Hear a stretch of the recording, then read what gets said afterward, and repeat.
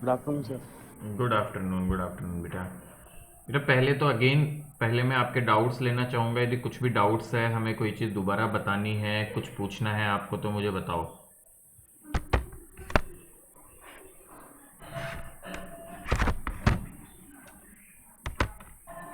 Then फिर आगे बढ़ेंगे अपन।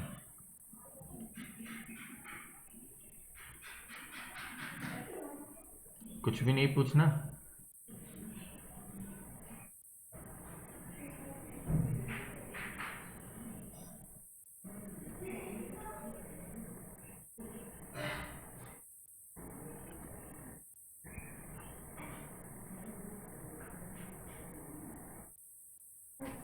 No sir.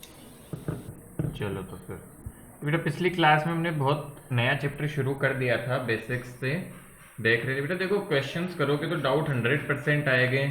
It clearly indicates that you are not preparing, so please do that. This is not good. यदि बार बार मैं बोल रहा हूँ बेटा, स्ट्रिक्ट होके, कितना स्ट्रिक्ट, मैं आपसे क्वेश्चन सब मैसेज करूंगा और क्या सर मैंने करूंगा बताओ। एग्जाम्पल ट्राई किए थे सर, सारे सॉल्व हो रहे थे।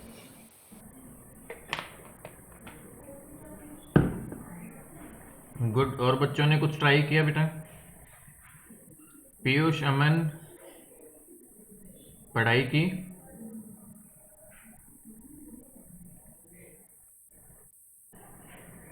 या नहीं किया बेटा क्वेश्चंस वगैरह ट्राई?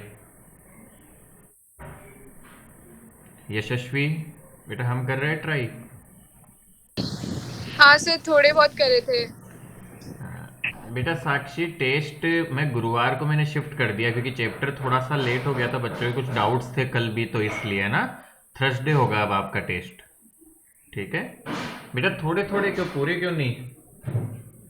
हम सब ध्यान दे बेटा, चाहे कोई भी बच्चे हैं, आपको एक छोटा सा ध्यान दे के हमें समझना पड़ेगा कि this is the right time. तो मैं कितनी भी बार समझाऊं उस चीज को, आप जब तक नहीं लोगे तब तक वो चीज नहीं हो पाएगी बेटा। और केमिस्ट्री तो बिलीव मी, इजी बेटा, इजी वे में 90 क्रॉस किए जा सकते हैं यदि बच्चा थोड़े से भी अच्छे से एफर्ट्स डाले तो, थोड़े से भी एफर्ट्स आपकी तरफ से हो जाए तो। क्योंकि कुछ भी बाहर से नहीं आता, कुछ भी नहीं आता। आपके कॉन्सेप्ट से एनसीईआरटी एक तरह से मान लो रामबाण रहती है, वही सब कुछ आता है एटलीस्ट सीबीएसई में। और आईसीएसई में बेटा कोई चीज आती भी है तो यदि आपकी प्रैक्टिस इनफ है, you will be able to do it, no issue at all. तो वो प्रैक्टिस की ही बात है थोड़ी सी, तो उसके अकॉर्डिंग। और इवन पेपर वाइज बेटा बात करूं तो 12th लेवल पे आईसीएसई के papers are more towards easier side than CBSE. तो टेंशन वैसे ही नहीं लेनी है ना जब मैं सीबीएसई लिखना बोल रहा हूँ तो, क्योंकि स्पेशली फिजिक्स तो बेटा सीबीएसई का बहुत टफ आता है ना, इसलिए मैं फिजिक्स में बोल भी रहा था बेटा, स्कोर करना थोड़ा डिफिकल्ट है। So the important thing is थोड़ा सा साथ में याद करो और क्वेश्चंस कर लो, दैट्स ऑल आई नीड। आगे बढ़ते हैं बेटा, हम प्रीवियस चैप्टर जो शुरू किया था हमने उसी से शुरू करते हैं। आई होप स्क्रीन विजिबल है सबको। सर आपने फिजिक्स का नहीं बताया सर, टेस्ट कब लोगे? फिजिक्स का भी लेंगे बेटा, मोस्टली या तो नेक्स्ट संडे ले लेंगे अपन, है ना? उस ओके सर। संडे जो आ रहा है उस पर मैं टाइम टेबल के साथ बेटा शेयर कर दूंगा टेस्ट की सारी डिटेल्स वगैरह। Yes sir.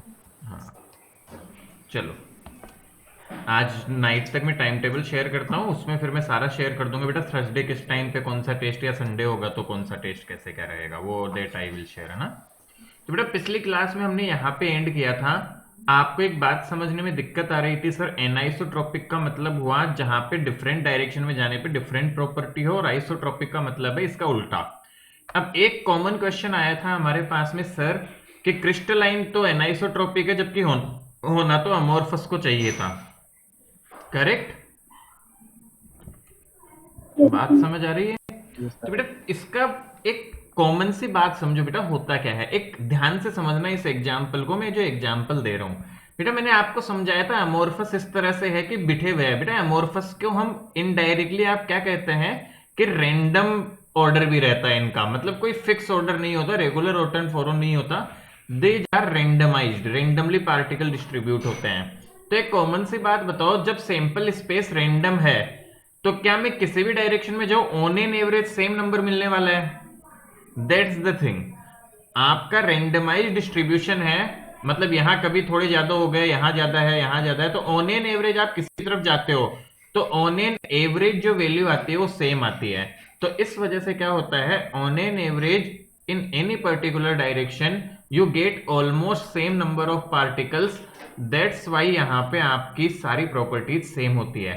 जबकि यहाँ ये एक बहुत अच्छा डायग्राम है समझने के लिए, जो मैंने बताया था बेटा, कि जैसे कि यहाँ पे आप देखोगे तो जो पार्टिकल्स मिल रहे हैं वो एक डिफरेंट पैटर्न के पार्टिकल्स है, और यहाँ पे डिफरेंट पैटर्न के पार्टिकल्स है। जबकि रेंडमाइज्ड ऑर्डर जब होता है तो आप जनरली जिस भी साइड में जाओगे तो आपको ऑन एन एवरेज सिमिलर मिल जाता है। आ रहा है बात समझ? No sir. तो इस वजह से वापस बेटा बताऊं तो एक सिंपल समझो कि चलो दूसरा तरीका बताता हूं मैं, आप समझ जाओगे, मैं एक एग्जांपल से बता रहा हूं, समझ में आ जाएगा। ठीक है, सपोज करो, एक सिंपल सी बात समझना, सपोज करो कि अपना एक रूम था बेटा ये, और रूम की कैपेसिटी है, मान लो कि रूम में 50 लोग हो सकते हैं। ठीक है, तो 50 लोग रूम में हो सकते हैं, मतलब एकदम बिखरे हुए, मतलब कंजस्टेड वे में फंस जाएंगे 50 लोग, मतलब आपने फंसा दिए रूम में, एक तरह से समझो। तो 50 लोग रूम में ऐसे डिस्ट्रीब्यूटेड है, ध्यान से समझना जो एग्जाम्पल दे रहा हूं, और वो रेंडमली है, मतलब ऐसा नहीं है कि कोई कहीं पे क्या कहीं पे क्या।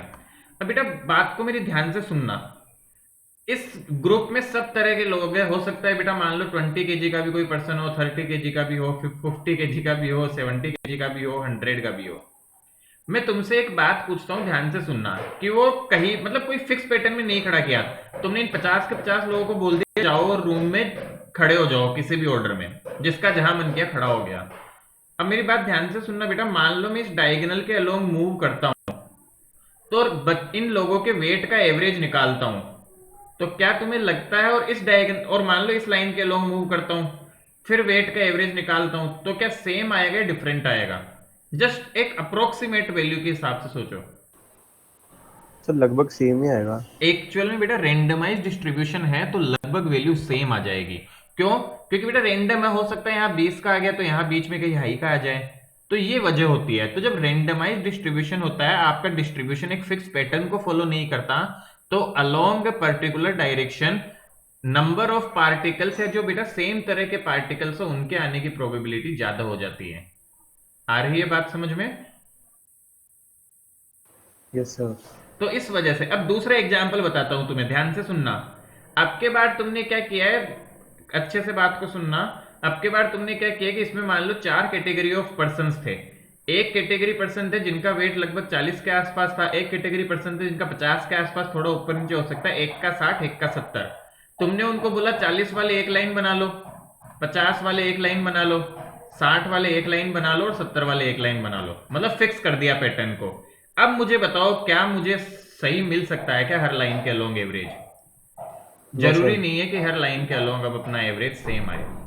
क्या ये बात clear I? So that's the difference. इसे बेटा कल पूछ रहे थे, थोड़ा सा क्लियर हुआ? It's a randomization. आप हायर क्लासेस में जाते हो तो बेटा रेंडमाइजेशन और अच्छे समझ में आता है। ऐसे समझो, मैं एक और एग्जांपल दूं, ध्यान से समझना इस बात को।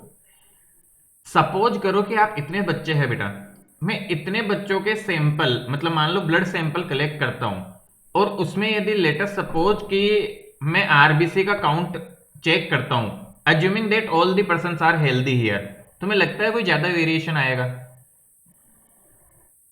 No sir. Do you think? मुझे नहीं लगता, ऑलमोस्ट हो सकता है एक रेंज बाउंड आएगा बेटा वो answer. Similar thing happens here, आपकी सेम चीज यहां पे भी हो जाती है। आ रही है बात समझ में? तो रेंडमाइज सैंपल जब होता है तब ऐसा देखने को मिलता है हमें। क्लियर? कि सिमिलर प्रॉपर्टीज आ जाती है। तो इस ऐसा यहीं पे होता है कि जब प्रॉपर्टीज सिमिलर है, प्रॉपर्टीज सेम है सब डायरेक्शन में, we call it isotropic, and properties different है, वी कॉल इट एनाइसोट्रोपिक। और ये कब होगा? जब क्रिस्टलाइन होगा, और ये कब होगा? जब अमोर्फस होगा। तो यहां से आगे बढ़ सकते हैं हम। और फिर भी कुछ पूछना तो बेटा बताओ, किसी को कुछ भी पूछना है कि सर ये पार्ट समझा दो या ये बता दो, I can stop and then we can move ahead after explanation. किसी को कुछ पूछना है? Anisotropic, isotropic?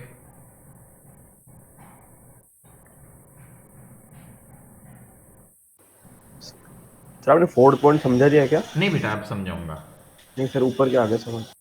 चलो यहाँ पे देखो बेटू, ये हमने डिस्कस किया ही था पिछली बार, और ये डेफिनेशन मैंने लिखवा दी थी, तो नहीं लिखी है तो अभी लिख लेना, कोई दिक्कत नहीं है। वैसे मैंने बोला था बेटू ये घर से नोट कर लेना, कोई बात नहीं है। लेट्स से फोर्थ पॉइंट क्या है, they undergo a clean cleavage and they undergo an irregular cut.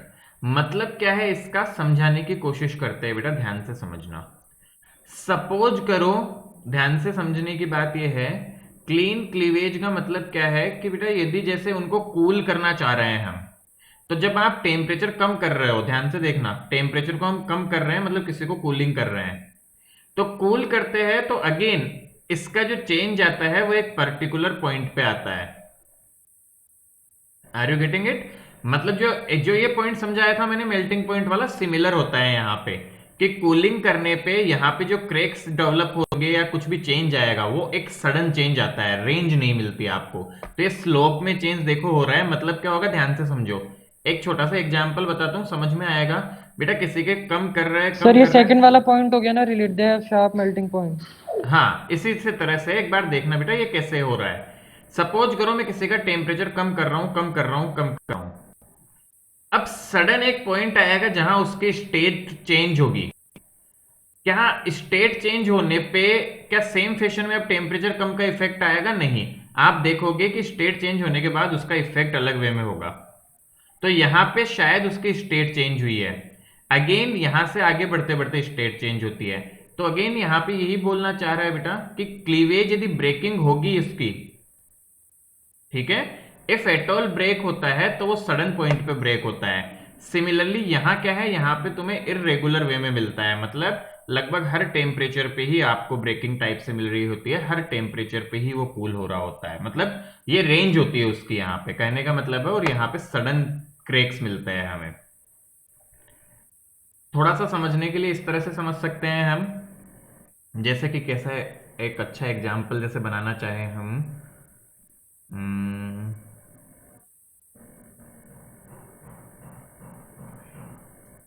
क्या तुम्हें फील कर सकते हो कि किसी को टेम्परेचर को मैं रेगुलर कम करता जाऊं, ये समझ में आता है स्टेट चेंज का? हमें पहले तो ये बताओ, फिर उसके बाद एक्सप्लेन करते हैं और इसको डिटेल में यदि जानना चाहे तो।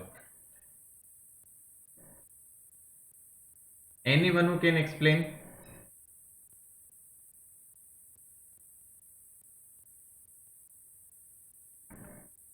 Yes, no? चलो ये बताए, मेरे पास एक सब्सटेंस है -5 डिग्री पे, थोड़ा सा समझते हैं। मैं इसको गर्म कर रहा हूं बेटा, टेम्परेचर बढ़ा रहा हूं, तो क्या होगा? कोई भी बताए, जिसको भी बताए बताए।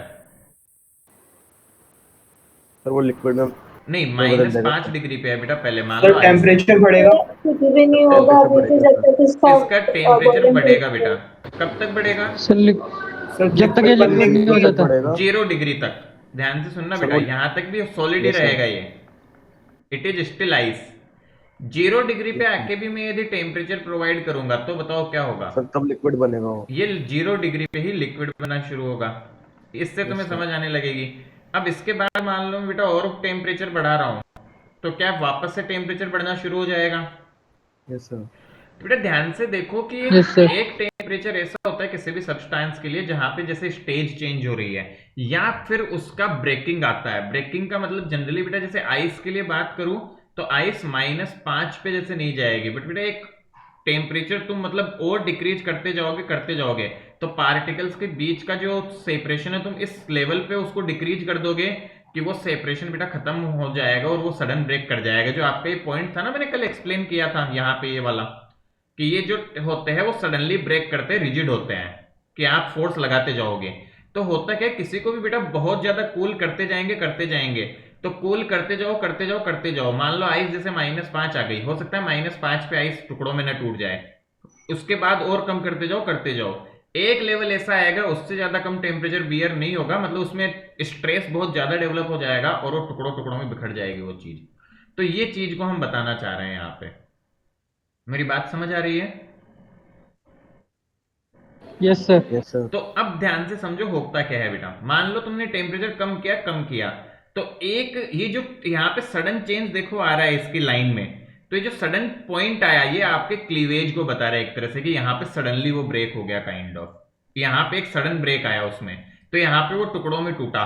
उसके बाद ओवरकम करोगे तो हो सकता है जो टुकड़े थे वो फिर से टुकड़ों में टूटे एक पॉइंट पे आके। और यहाँ पे क्या होता है, ध्यान से समझना, जो क्रिस्टलाइन होता है उसको यदि तुम कूल कर रहे होते हो तो वो रेंज में टूटते हैं, मतलब क्लीन नहीं, वो इरेगुलर, मतलब बहुत सारे टुकड़ों में टूट जाते हैं वो, और इरेगुलर कट आता है। एक बेसिक एग्जांपल तुम्हें देता हूं, कांच को फोड़ने की कोशिश करो, ये तो टेम्परेचर कम करके तोड़ना चाह रहे हैं, मैं तुम्हें बेसिक एग्जांपल देता हूं, कांच को जमीन पे गिरा दिया, क्या बोल सकते हो कहां से टूटेगा? कोई भी। अनप्रेडिक्टेबल है सर। क्या इरेगुलर कट्स होंगे?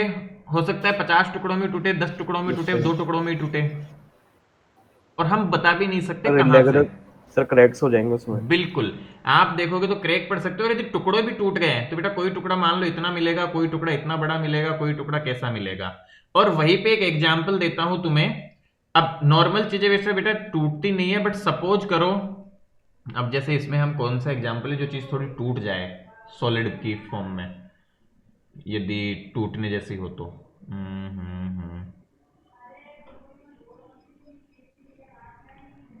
ठीक, कांच तो जैसे बेसिक है वो तो टूट टूट जाता है बेटा, सॉलिड में जनरली गिरने पे नहीं टूटता।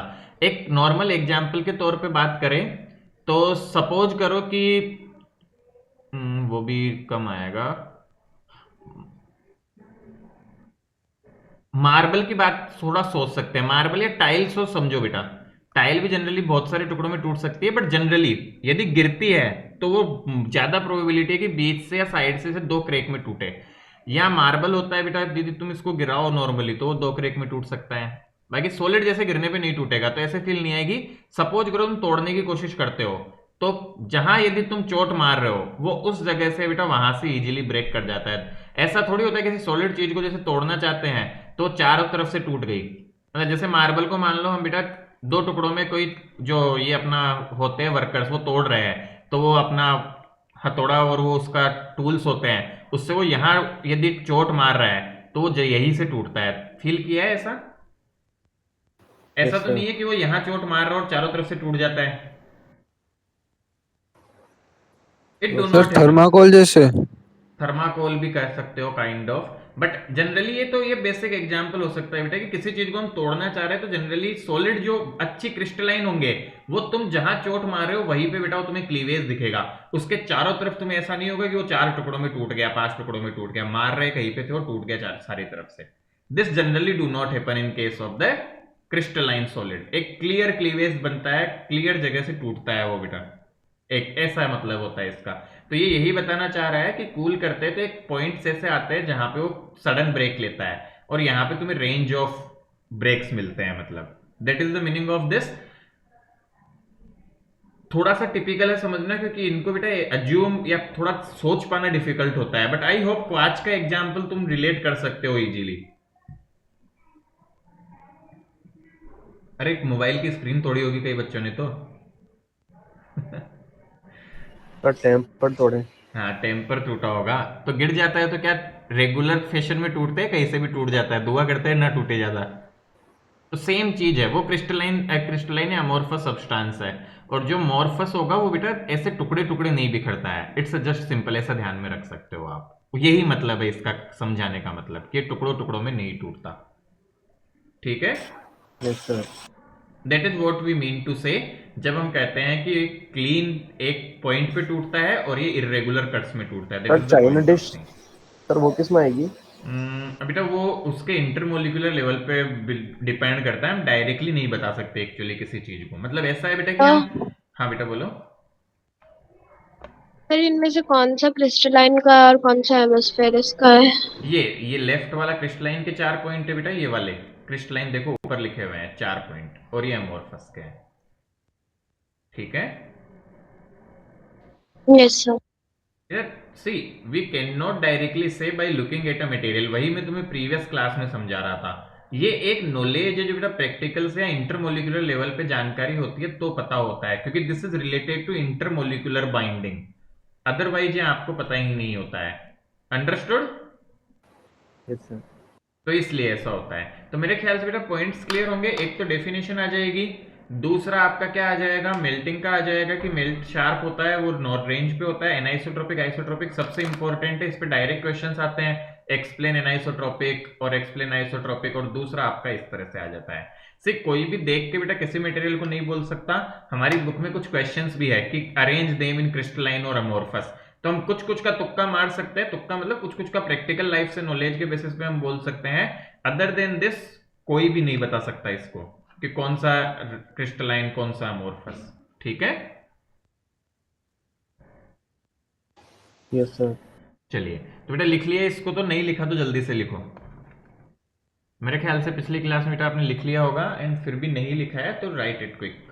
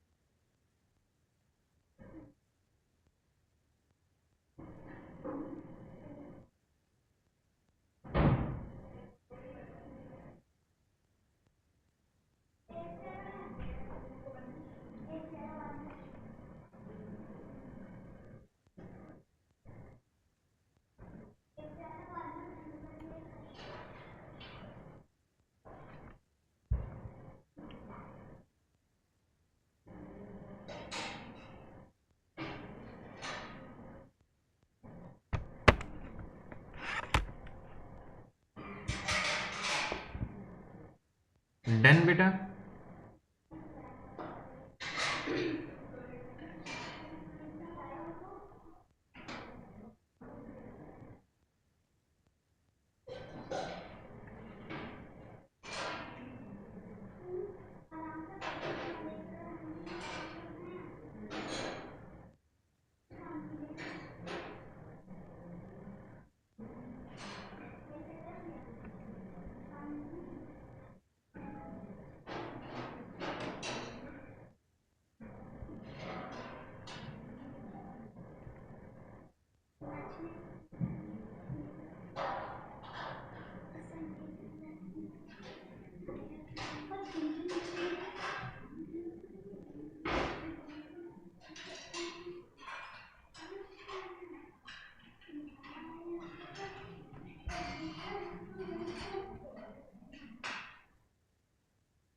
आगे बढ़े।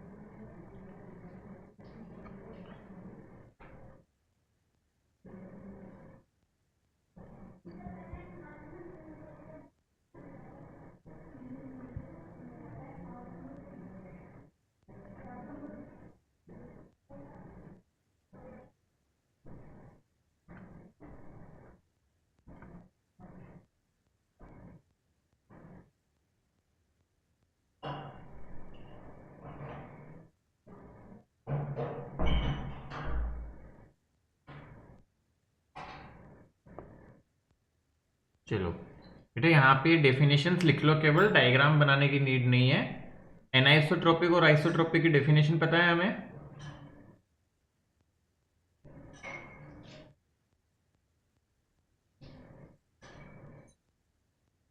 मेरी आवाज आ रही है क्या तुम लोगों को? थोड़ा थोड़ा बोल भी लिया करो बीच बीच में। आ रही है सर आवाज। सर अभी आ रही है सर, पहले नहीं आ रही थी। अच्छा बेटा, इसकी डेफिनेशंस लिख लो दोनों की, नहीं लिखी है तो जल्दी से लिखो और लिखने में क्विकनेस दिखाओ।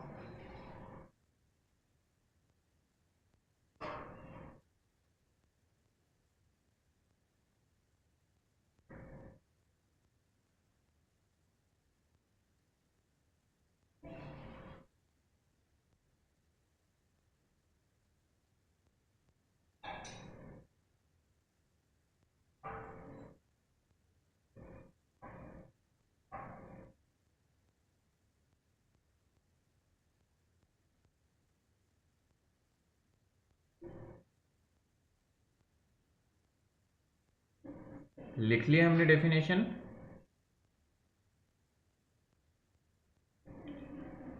आइसोट्रोपिक इसका जस्ट उल्टा, substances which have similar properties in different direction, और direction independent properties. Direction independent होते हैं तो उनको इस तरह से बोलेंगे हम।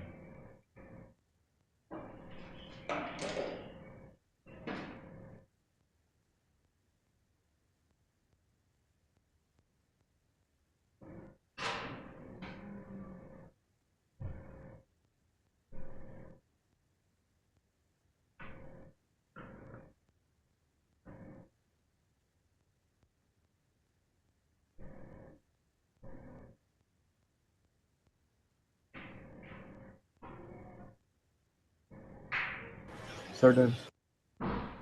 Then yes sir. नेक्स्ट देखो बेटा, एक अलग से अगेन एक डिवीजन आ रहा है अपना। ये बेटा थोड़ा सा I will say less important है, मतलब जब टाइम ज्यादा मिलेगा तब इसको थोड़ा याद करने की कोशिश करनी है ना। बाकी याद जरूर करे, मतलब ये है कि लेस प्रायोरिटी पे रखना है, क्योंकि याद करने में थोड़ा टाइम लगाता है बेटा ये वाला पोर्शन जो है। बट ऑब्वियसली याद करने की कोशिश, इससे क्वेश्चंस तो याद करनी है इनसे रिलेटेड। बाकी यदि कोई बच्चा अच्छा है, वो करना चाहता है तो डेफिनेटली करना चाहिए, बट प्रायोरिटी थोड़ी कम रखनी है इस टेबल को याद करने की। एक और टेबल आएगी इसके बाद में, उसकी भी लेस प्रायोरिटी रखनी रहेगी, मैं बता दूंगा। बट ऐसा नहीं है कि बिल्कुल भी काम नहीं आते हैं ये, तो ध्यान से देखो। मोलिकुलर सॉलिड्स, बट यही है बेटा कि जितना इन्वेस्ट हम करते हैं इसको याद करने में, उसका रिजल्ट थोड़ा कम रहता है। तो बस वो बात है। बाकी जो करना चाहे, जो कर सकता है, डेफिनेटली करनी चाहिए, है ना। We can expect one question, but that is also rare times, कम पूछा जाता है बहुत, बट आ तो सकता है एक क्वेश्चन यहाँ से।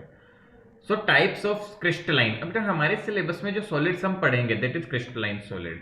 तो आपके बहुत सारे और डाउट्स जो है क्रिस्टलाइन सॉलिड्स को लेके वो क्लियर हो जाएंगे।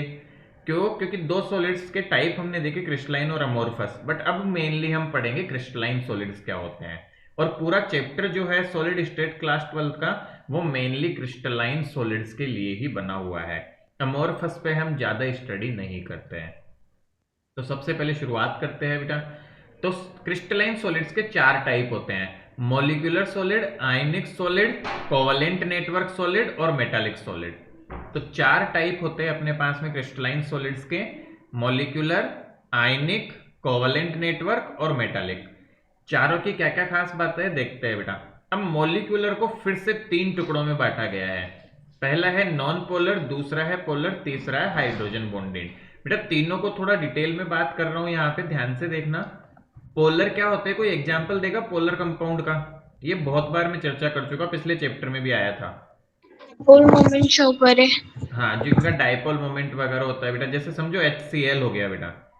मैं हमेशा ऐसे याद करता हूं कि क्लोरीन और इनके बीच में कोवलेंट बॉन्ड था, बट क्लोरीन की इलेक्ट्रोनेगेटिविटी ज्यादा है, तो इसने क्या किया, इससे इलेक्ट्रॉन अपनी तरफ खींच के रखे जो शेयर किए हुए थे। तो यहाँ पे हल्का माइनस चार्ज आता है, यहाँ पे हल्का प्लस चार्ज आता है। सिमिलरली वाटर, बहुत बढ़िया, वाटर भी होता है HH। अब यहाँ पे ऑक्सीजन की इलेक्ट्रोनेगेटिविटी ज्यादा, तो इस पे माइनस चार्ज, इस पे हल्का प्लस चार्ज और इस पे हल्का प्लस चार्ज। तो इस तरह से आपका माइनस प्लस प्लस आ जाता है। ठीक है, तो इस वे में हम ध्यान में रखें बेटा इसे।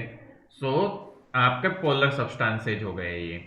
इसी तरह बेटा सर नॉन पोलर क्या होते हैं? सर सर नॉन NH3 जैसे नॉन पोलर होते हैं, हाँ वो भी पोलर बेटा इधर आएगा। नॉन पोलर होते हैं जिनमें पोलरिटी नहीं होती, मतलब इलेक्ट्रोनेगेटिविटी में ज्यादा डिफरेंस नहीं होता। जैसे फॉर एग्जांपल Cl और Cl, Cl2। अब Cl का क्या होगा? दोनों सेम है तो कोई इलेक्ट्रॉन अपनी तरफ खींच के नहीं रखेगा, नॉन पोलर। इसी तरह H2, दोनों HH है तो कोई भी इलेक्ट्रॉन अपनी तरफ खींच के नहीं रखेगा। तो बेटा देखो इनको याद रखना O2 आसान है। पोलर जो आपके जिनमें पोलरिटी होती है, नॉन पोलर जिनमें पोलरिटी नहीं होती। और पोलरिटी किसको कहते हैं? हम चार्ज को। अब तो बेटा डाइपोल मोमेंट आपने पढ़ भी लिया है, तो माइनस या प्लस चार्ज आता है तो एक डाइपोल मोमेंट आ जाता है, और इसी को आप पोलर सब्सटेंसेज कहते हैं जिनका डाइपोल मोमेंट होता है। क्लियर है बात? Yes sir. कोई दिक्कत यहां तक? No sir.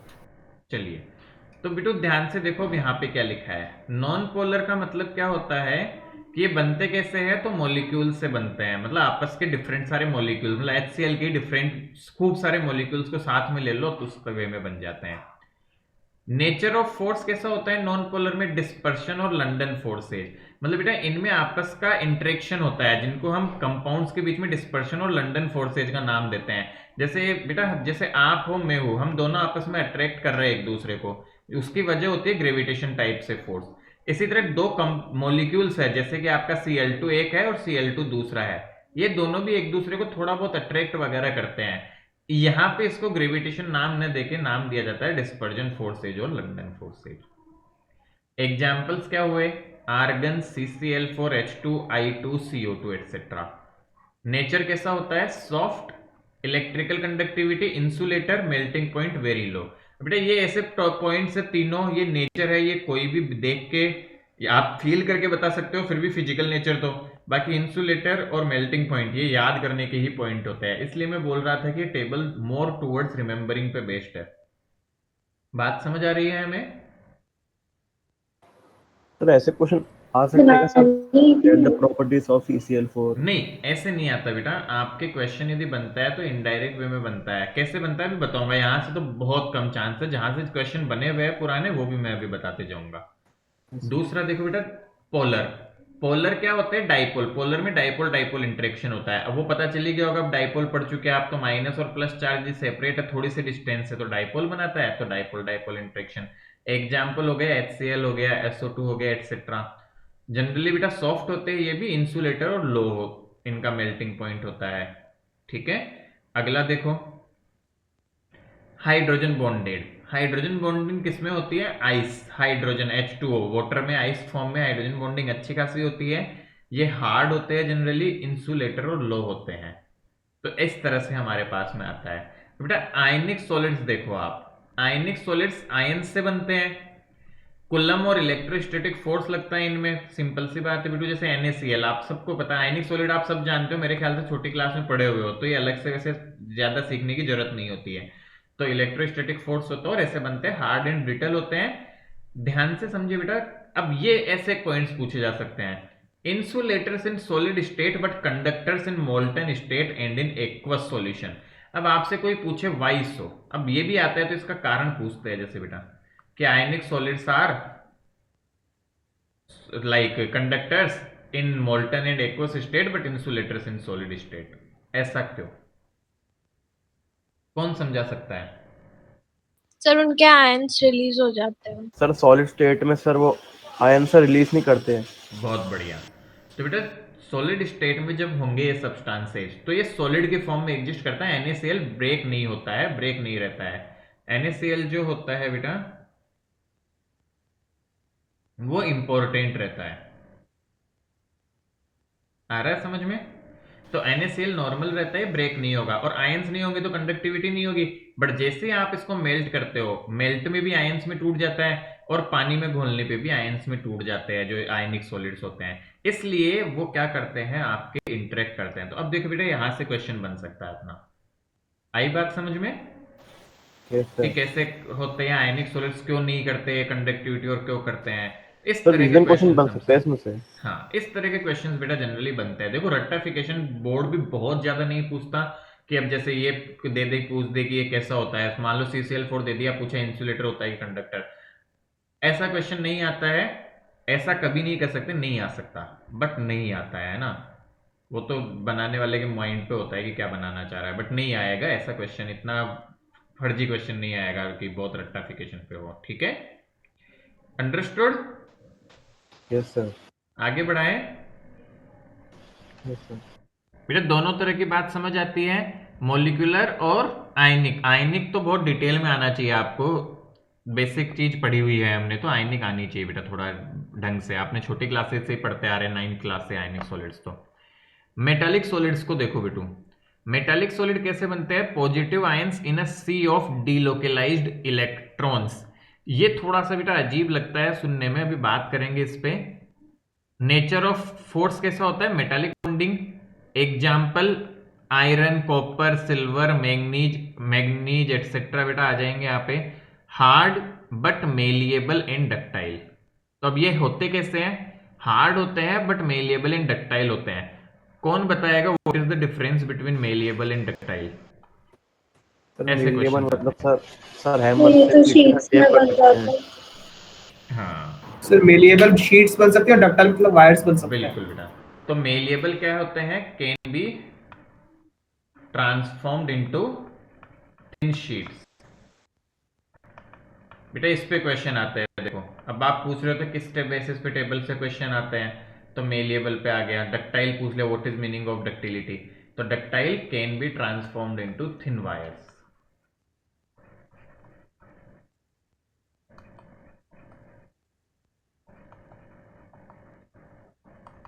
तो ये ध्यान रखना है, देखो ये अलग से आना चाहिए, हमें याद होना चाहिए। आगे देखो बेटा, conductors in solid state as well as in molten state. तो दूसरी खास बात क्या है मेटालिक की?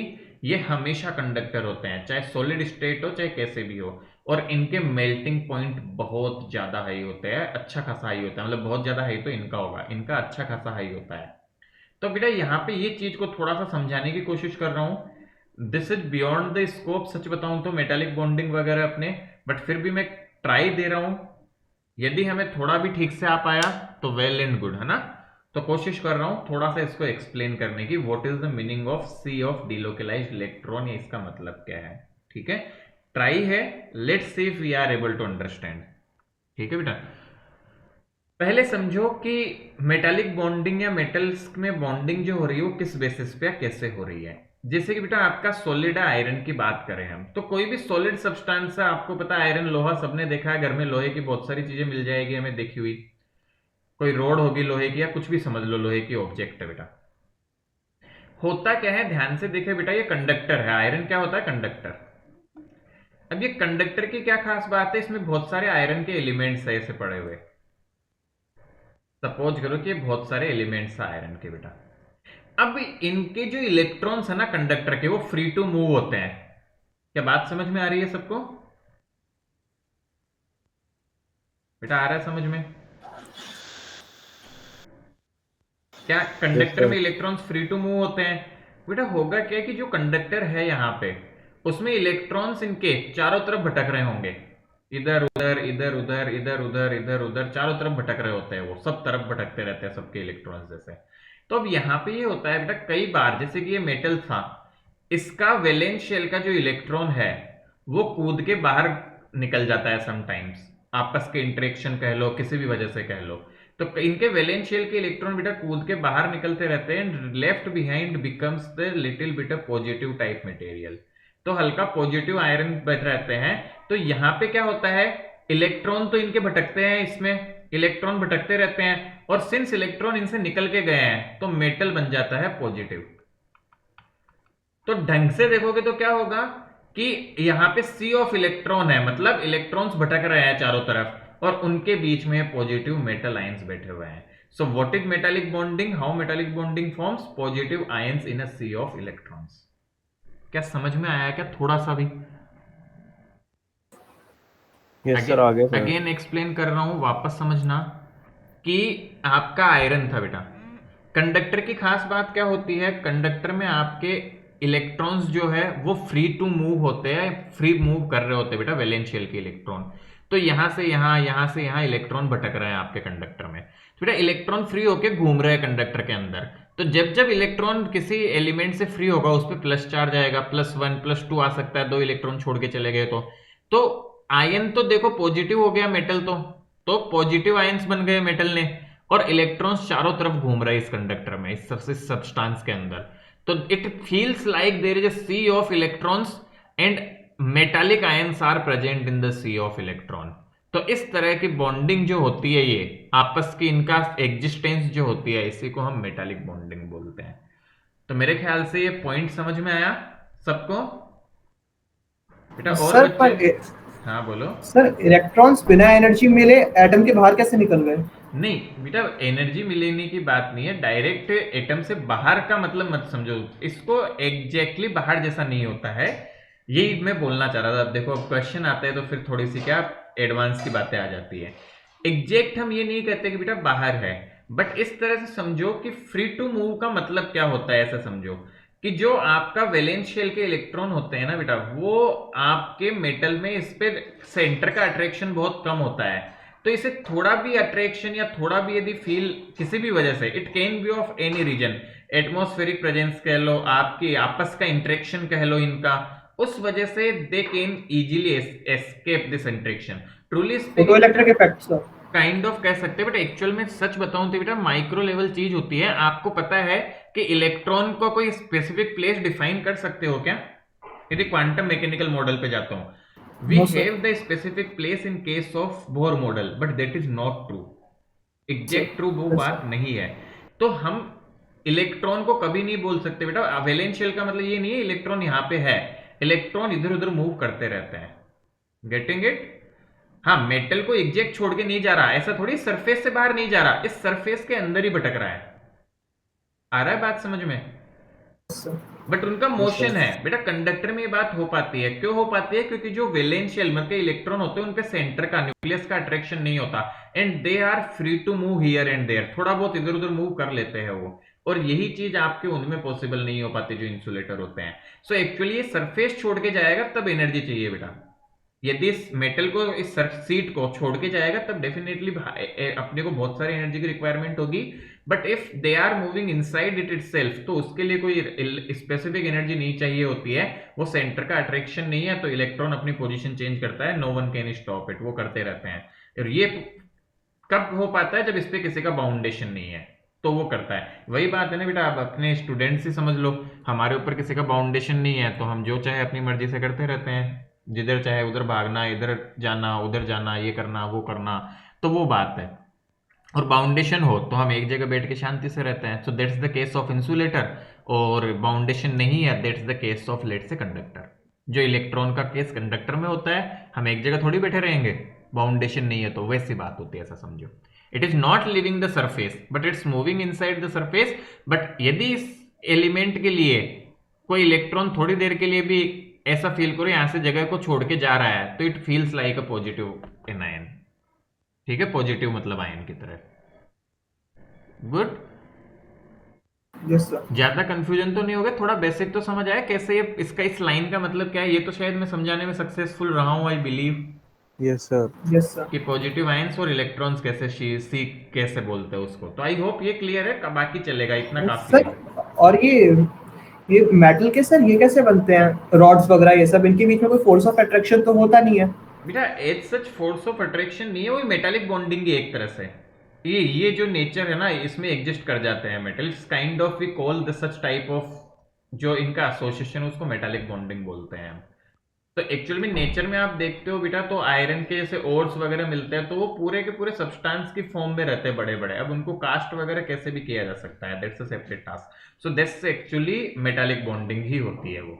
इवन दो मेटल साथ में रहने लग जाते हैं बेटा कई सारे, उसको आप अलॉय बोलने लगते हो। ठीक है, यस सर। चलिए चौथा पार्ट देखो बेटा, कोवलेंट और नेटवर्क सॉलिड्स। नाम से ही लगता है बेटा जो बहुत ज्यादा बॉन्डिंग करते हैं, एक्सटेंसिव बॉन्डिंग करते हैं और नेटवर्क फॉर्म करते हैं।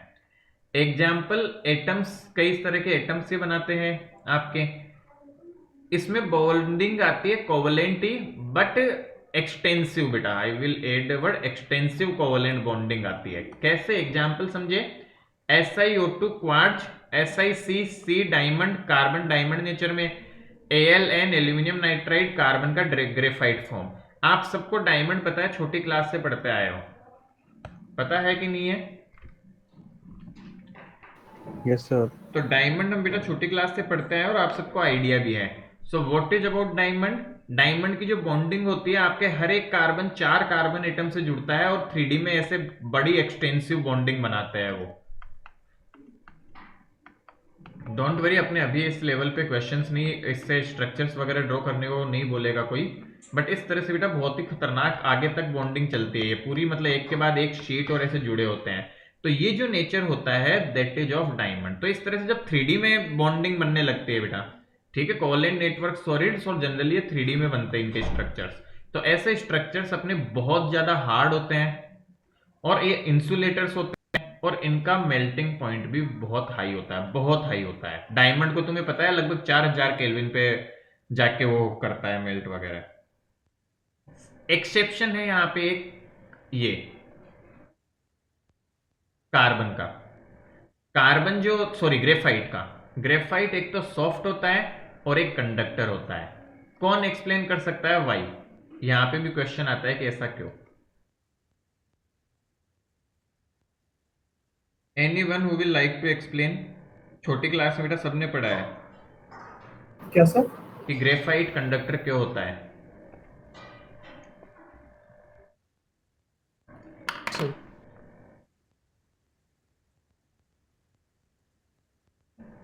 पता होना चाहिए ये वैसे बेटा, सबने पढ़ा हुआ है और मुझे पता है कि सबने पढ़ा हुआ है, तो बताओ जरा।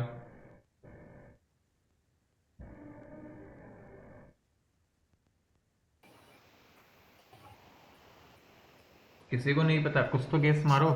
सर उसमें सर फ्री वैलेंस इलेक्ट्रॉन होते हैं सर। हाँ ये बात तो सही है कि वैलेंस इलेक्ट्रॉन होते हैं। और कुछ गेस मार सके हम?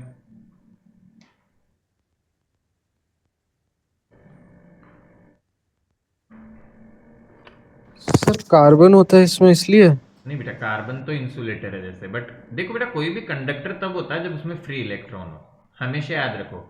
कोई भी कंडक्टर तब होगा जब उसमें फ्री इलेक्ट्रॉन होंगे। तो एक बात तो कंफर्म है, ग्रेफाइट में फ्री इलेक्ट्रॉन आए हुए हैं, इसलिए वो कंडक्टर है। ये फ्री इलेक्ट्रॉन आए कैसे? Anyone who can explain?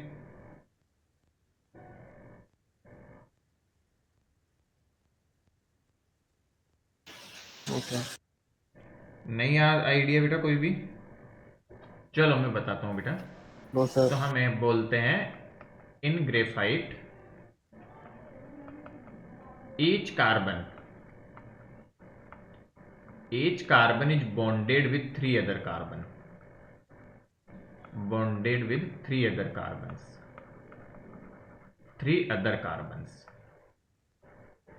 hence one electron per carbon remains free। इसलिए बेटा ये कंडक्ट करता है। बात समझ आ रही है क्या? Yes sir.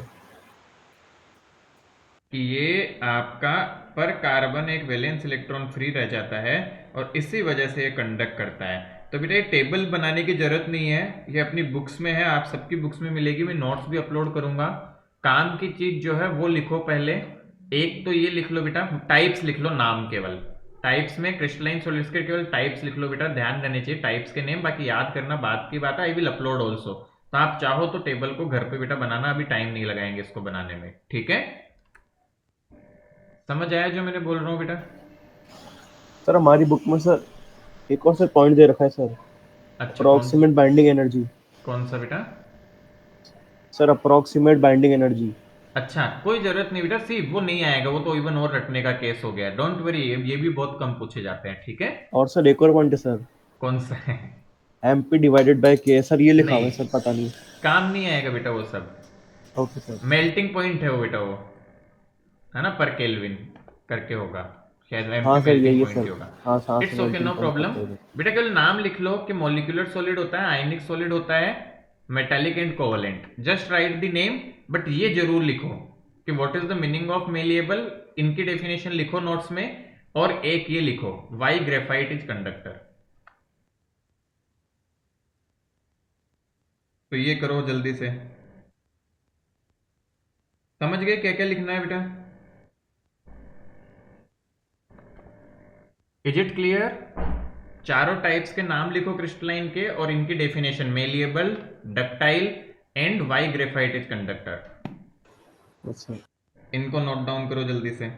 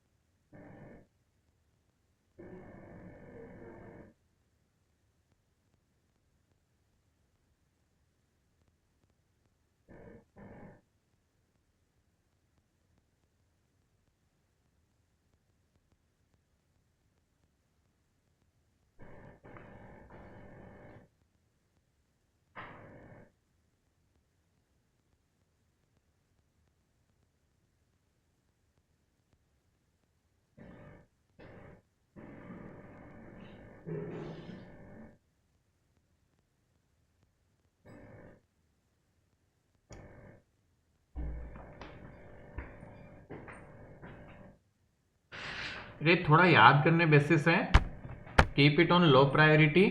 बट जब भी ऐसा हो कि टाइम ज़्यादा है तो जरूर याद कर लेना, जिनको टाइम है और जो कर सकते हैं बेटा इसको। बाकी इट्स ऑफ लेस प्रायोरिटी। जो चीज़ें ज़्यादा काम की है वो मैंने वैसे ही बता दी है कि क्या चीज़ पूछी जा सकती है यहाँ से, ठीक है?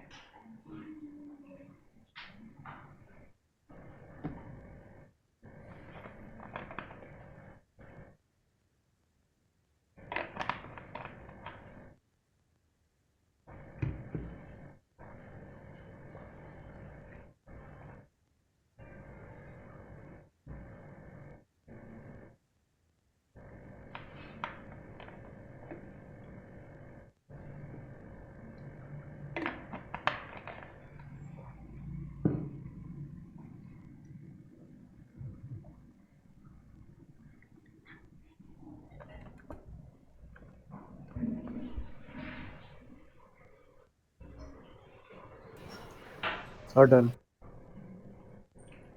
और बच्चों ने लिख लिया बेटा?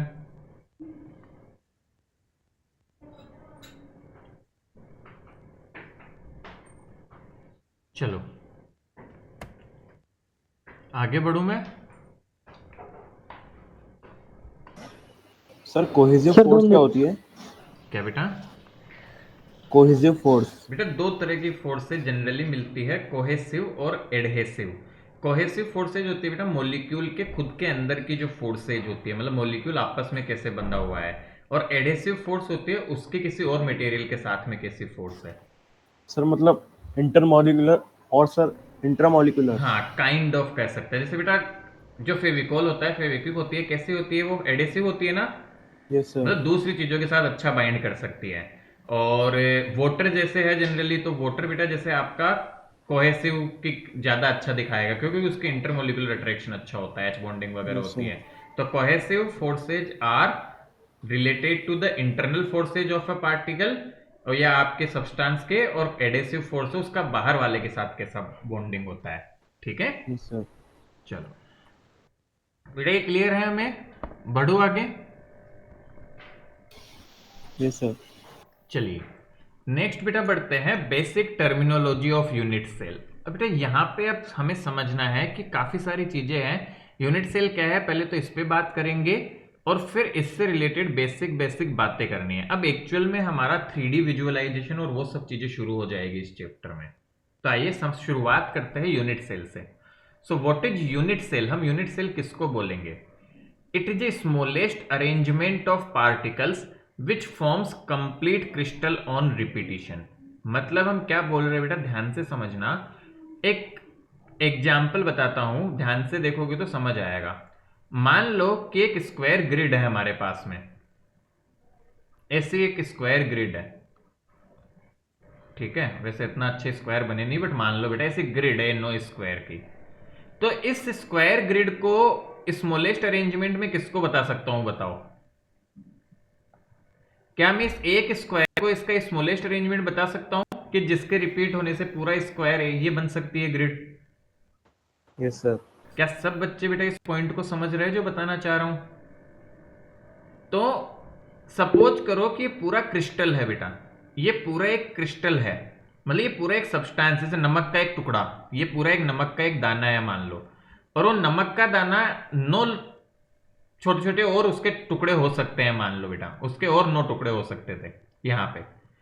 तो वो छोटे से छोटा टुकड़ा जिसको रिपीट करते जाऊं तो पूरा टुकड़ा मिल जाए मुझे, पूरा क्रिस्टल मिल जाए, तो उससे बोला जाता है यूनिट सेल। तो डेफिनेशन बेटू याद रखनी है, व्हाट इज यूनिट सेल?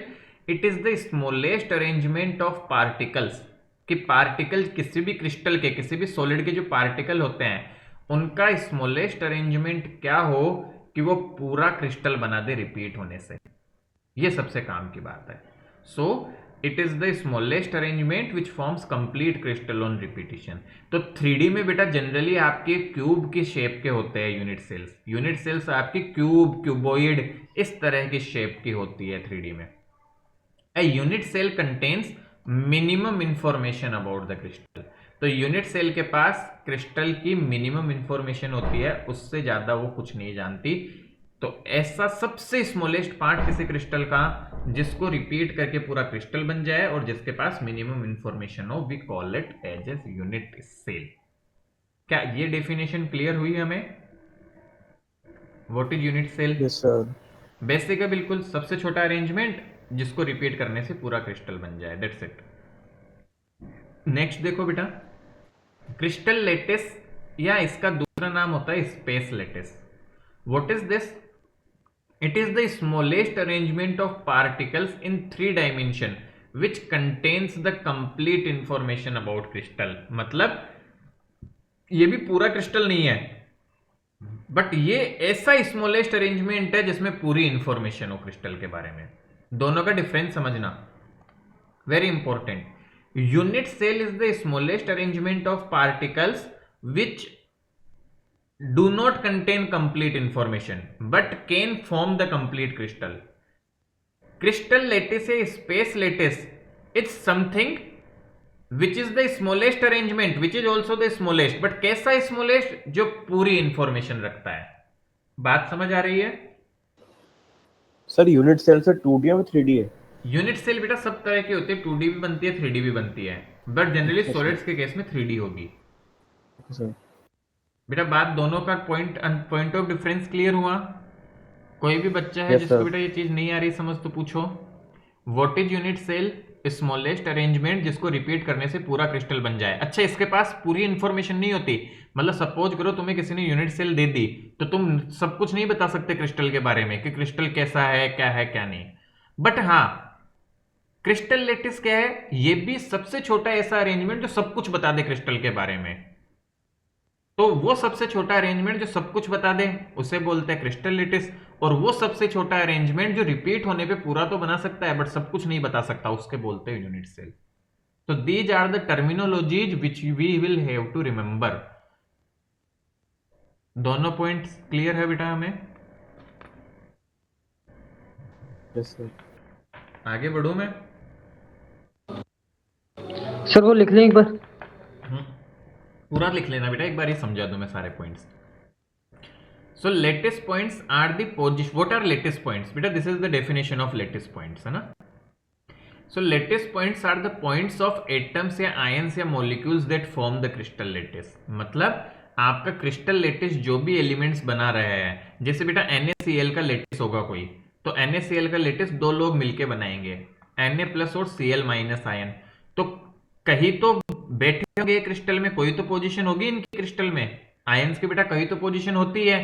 तो जैसे यहां है, यहां है, यहां है, यहां है, यहां है, तो जिन पॉइंट्स पे आयंस होते हैं क्रिस्टल में उन पॉइंट्स को बोला जाता है लेटिस पॉइंट्स।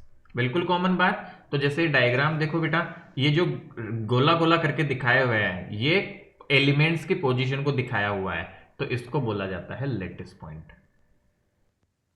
क्लियर है? Yes sir. And when lattice points are joined by straight line it results in definite geometrical shape of crystal। तो मान लो बेटा कि कोई क्रिस्टल में लेटिस पॉइंट ऐसे बन रहे थे, अब वो 3D बनते हैं जनरली, मैं एक बार 2D बना के दिखा रहा हूं तुम्हें। तो मैं इनको ज्वाइन कर दूं सारे लेटिस पॉइंट को, तो मुझे पूरा क्रिस्टल बन जाएगा उनको ज्वाइन करने से, उनकी पोजीशंस को। So these are some basic concepts. काम की बात क्या है? Write down unit cell definition, write down crystal lattice and write down the definition of lattice points। Cube बनाना किसे नहीं आता? कोई है जिसे क्यूब बनाना नहीं आता? एनीवन? बहुत बढ़िया। तो एक क्यूब बना सकते हो, चाहो तो इतना बड़ा मत बनाना, वैसे ऐसा भी बना सकते हो। कोई है जो ये बना सकता है? कोई आर्टिस्ट अपने में से यस सर। बना सकते हो क्या ये ऐसा? Yes sir. कितने क्यूब है इसमें? 8 छोटे क्यूब। बनाने की जरूरत नहीं है बेटा, बट अभी मतलब अपने काम नहीं आएगा, but just asking if anyone can frame this.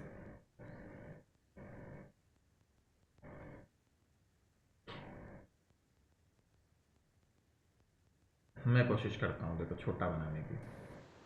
Sir बन जाएगा।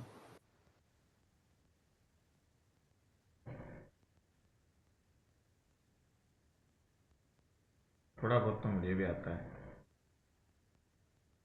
वैसे I am not very good drawing person, drawing अच्छी नहीं है मेरी, फिर भी ट्राई कर सकते हैं।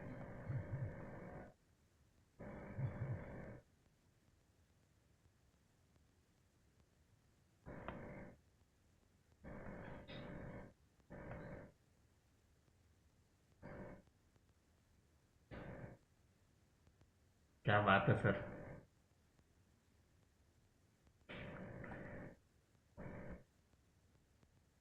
बना दिया क्या? देखो जरा।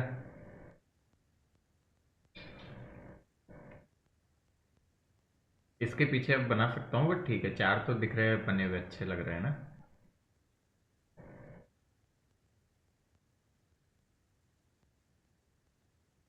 वैसे तो यही से बना सकता हूँ, ऐसा कुछ नहीं है।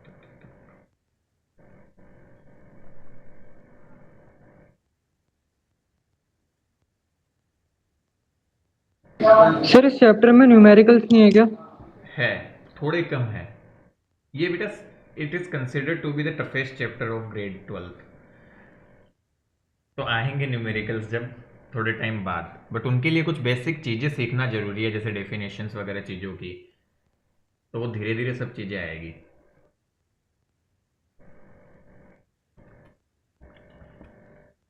तो डेफिनेशन याद करनी है। What's the unit cell? Smallest arrangement which on repetition forms complete shell and which contains the minimum information. What's the crystal lattice? Smallest arrangement which tells complete information about crystal. Lattice points position क्या होती है atoms ions molecules की। तो जैसे मैंने बताया, जैसे मुझे याद है। चैप्टर के लिए सर 11 का सर क्या क्या आना चाहिए? क्या बेटा किसके लिए? चैप्टर के लिए? हाँ सर, ये वाले चैप्टर के लिए। कुछ नहीं, जो जरूरत होगी मैं सिखा दूंगा, चिंता मत करो। Okay sir. डोंट वरी, यदि कुछ रिक्वायरमेंट होगी I will explain if at all there will be any।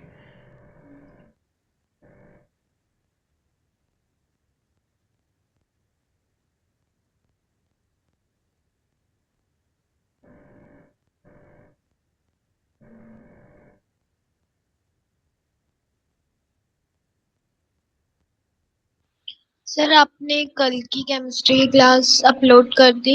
नहीं बेटा कल की नहीं कि अच्छा मैं मैथमेटिक्स की क्लास भी बेटा मिस की थी, कुछ बच्चों ने मैथ्स की क्लास भी मैं थोड़ी तो रिकॉर्ड कर पाया था। I will upload that also ना, I will try to upload today, ठीक है।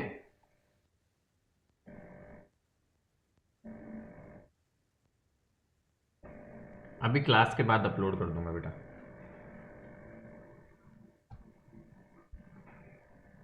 सर आज के लिए बहुत है मेरे ख्याल से। अरे 10 मिनट तो और रुक जाओ, डेफिनेशंस तो करवा देने दो, बस 10 मिनट और। Done sir. सर ये डायग्राम बनाना है क्या? नहीं मत बनाओ डायग्राम, मत बनाने की जरूरत नहीं, बस क्यूब बनाना आना चाहिए, बाद में काम आएगा, ठीक है। Yes sir.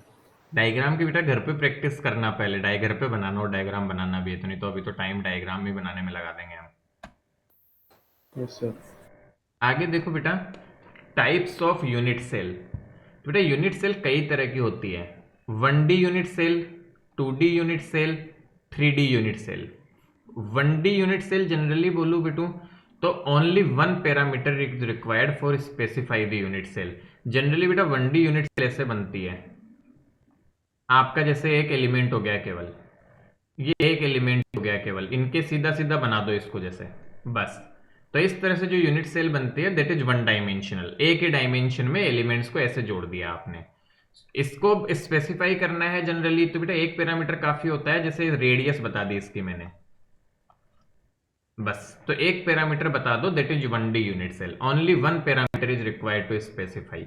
तो ऐसी सेल को 1D यूनिट सेल बोलते हैं हम, जो वन डायमेंशन में हो। अब बेटा दूसरी यूनिट सेल आती है 2D यूनिट सेल। तो 3 पैरामीटर रिक्वायर होते हैं, 2 axial parameters and 1 angular parameter. 2D कैसे बनती है देखो बेटा, जैसे कि समझो स्क्वायर था आपका, स्क्वायर के चारों कोनों पे 4 पार्टिकल रखे हुए ऐसे, तो ये 2D यूनिट सेल हो गई। आ रही है बात समझ में? यस कि सर। 4 पार्टिकल 4 कोनों पे थे। इसी तरह मान लो बेटा हेक्सागन है, ध्यान से समझना, हेक्सागन के कोनों पे ऐसे पार्टिकल्स रख दिए, बीच की जगह में भी मान लो कोई पार्टिकल रख दिया।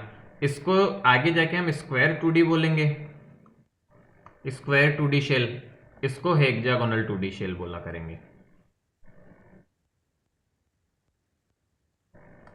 तो 2D तो इसका मतलब तो समझ आता है। अब बेटा इसके लिए क्यों बोलते हैं कि 3 पैरामीटर जरूरत होते हैं? 3 कैसे? देखो स्क्वायर को बेटा स्पेसिफाई करना है तो मुझे 2 तो पैरामीटर लेंथ के लगेंगे। अब स्क्वायर के लिए कह सकते हो सर 1, बट जनरली बेटा साइड्स को बताने के लिए 2 पैरामीटर चाहिए ही चाहिए होता है हमें सारी चीजें इंफॉर्मेशन के लिए। तो 2 आपके लेंथ रिलेटेड पैरामीटर होते हैं और 1 एंगल होता है। तो जैसे कि 2 ये पैरामीटर हो गए, एक बीच का एंगल हो गया कोई भी, तो 3 पैरामीटर लगते हैं किसी भी 2D शेल को बताने के लिए आपके। हमेशा ये बात रहती है बेटो, और ये थोड़ा सा याद रखना है, जैसे 2D के लिए 3 पैरामीटर्स की रिक्वायरमेंट होती है।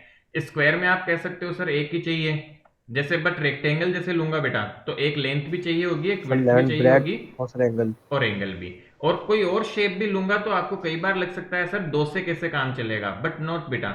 इवन 3 पैरामीटर आपका, हम जियोमेट्रिकली 3 पैरामीटर आपको 2D बॉडी के पता है, you can find everything about that body. समझ आ रही है क्या बात?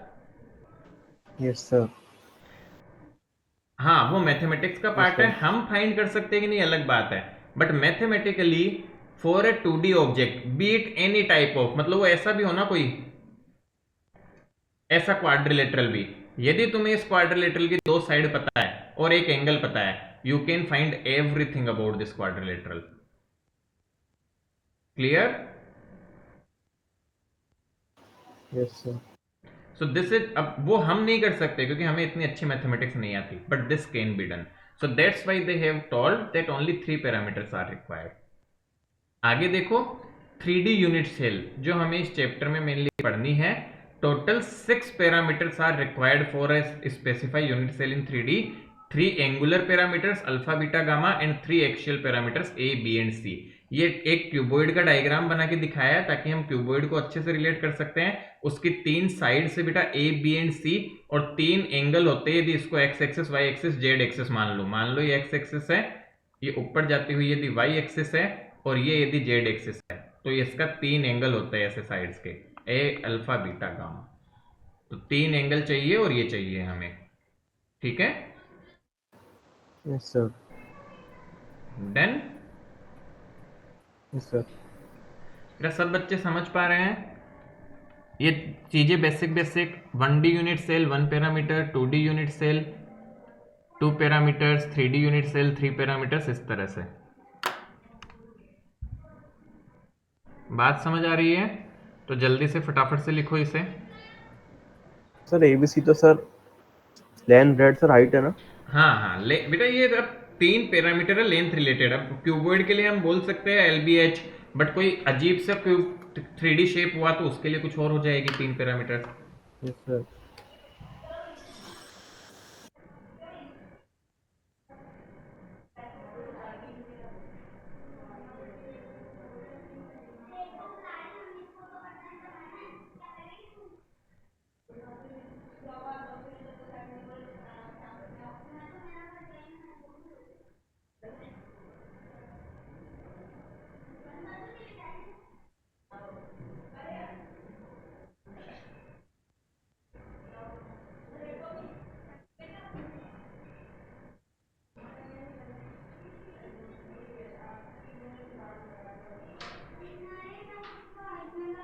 Done?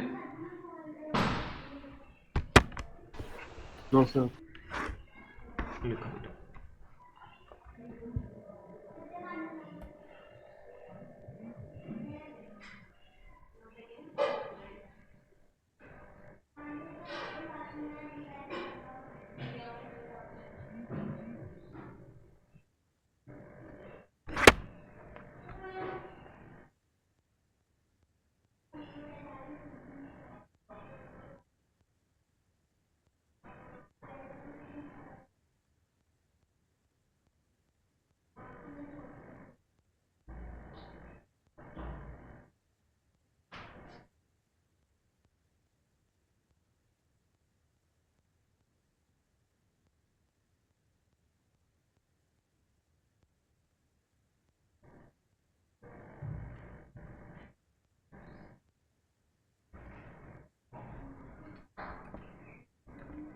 Have you written this?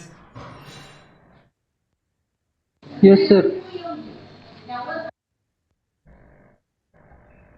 चलो बेटा, ठीक है फिर थोड़ा सा ही पढ़ा है वो पढ़े, और बेटा सॉल्यूशन प्लीज क्वेश्चन आंसर्स करो और अपने डाउट्स रेडी करो, मुझे सेंड करो, व्हाट्सएप कर सकते हो, तभी तो पता चलेगा और तभी कोई अच्छा कर पाओगे एग्जाम में। ओके।